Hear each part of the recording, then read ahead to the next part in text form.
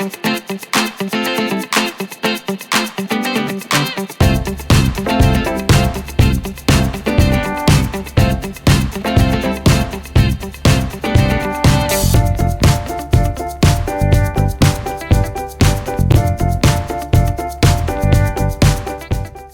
and welcome to another Tabitha's Glass Emporium video. I really wanted to show you this project and we made a boo-boo. It was one we took with us to Vegas and we gave it away at the final giveaway in Vegas, and I don't have the piece, so I can't do an intro showing you the piece and an outro showing you the piece, and we don't even have a photograph of the finished piece. But I'm hoping the person who got it maybe can find it and take a photograph and share it here. But I wanted to show you the process as it's cool and fun and quite a different, unique idea of what to do using modelling glass and creating a wonderful effect. So today I'm going to show you how I made that. For this project I've decided to cut a piece of gold irid. You could choose another colour irid, I just kind of love this colour. And I just want to kind of I want a space to be able to work in that I can just put this glass on top.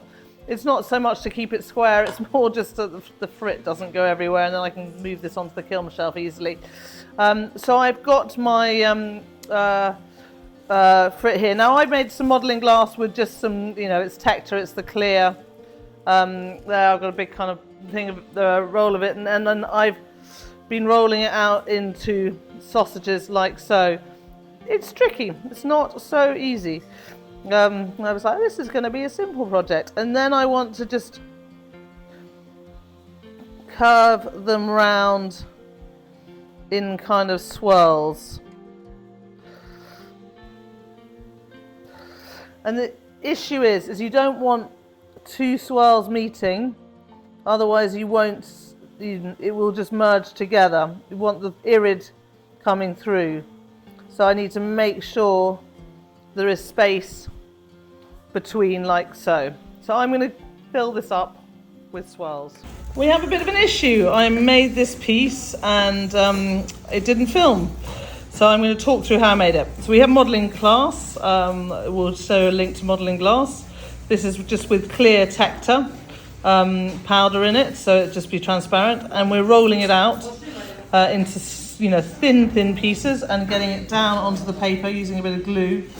I put some mandalas on, I put some dots of modelling glass on here, and then at the bottom here this is our lemon flower and some frit. I also cut a bit of the, I had some scraps of the irid gold I want to put on, and then I put some of that at the bottom as well, and some of them I made sure they're irid side down, so that the kind of irid will peek through at the bottom here as well as up the top. The idea is that the clear will make a pattern in the irid, but it will be very subtle because it's clear, and we've also got the clear dots and then the mandala. So we're doing it kiln shelf, everything's on the kiln shelf. The irid will go irid side down on top, and then I'll put a piece of Tector on top of that.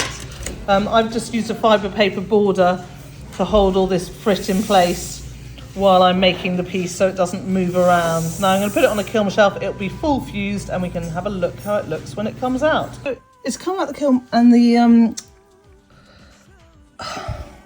modelling glass is white. I kind of wanted it much clearer than this. It was fired modelling glass obviously down, so I'm re-putting it back in the kiln with everything facing up and re-firing it. Now I'm not sure how the irid will go, and we'll see how it is. But maybe I'm going to ruin the piece, I don't know. Maybe like it like this. If you do, you can take it to this stage.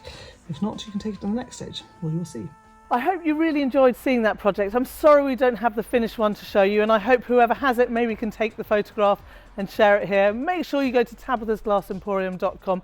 We've got those fabulous mandalas we used in this project available on the website now, and it's such a cool use of modelling glass, so I hope you like that one. And until next time, happy fusing. Make 'em last, slow down, you're moving too quick. Soak it all in, let the moment stick. Slow